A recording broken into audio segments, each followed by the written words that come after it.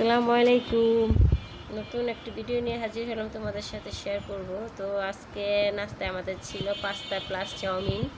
ওই রেসিপিটাই তোমাদের সাথে শেয়ার করব। কেমন হয়েছে তোমরা জানাবে প্লিজ। আমার চ্যানেলটা সাবস্ক্রাইব করে পাশে থাকবে।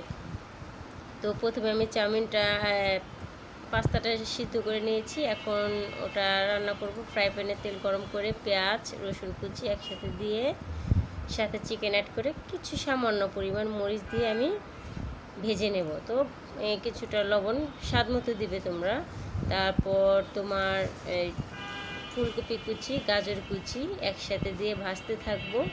কিছুটা সয়া সস দিয়ে দিব। তো আমার ভাজা হয়ে গেলে আমি এখন অ্যাড করে দিব বাঁধাকপি, যেহেতু ওটা সিদ্ধ তাড়াতাড়ি হয় জন্য এটা লাস্ট মোমেন্টে এসে দিয়েছি। আর কাঁচামরিচ কুচি দিয়ে দিব, যে যেমন ঝাল খাওয়ার পরিমাণ। তো এই তো আমার পাস্তাটা কমপ্লিট। ম্যাগি মশলা ছিটিয়ে দিয়ে শেষ আমার রান্না। কেমন হয়েছে তোমরা আমাকে কমেন্টে জানিয়ে প্লিজ। একটু লাইক একটু কমেন্ট করে যাবে। সবাইকে অসংখ্য ধন্যবাদ এবং ভালোবাসা জানিয়ে আজকের মতো এখানে বিদায় নিচ্ছি। আল্লাহ হাফেজ।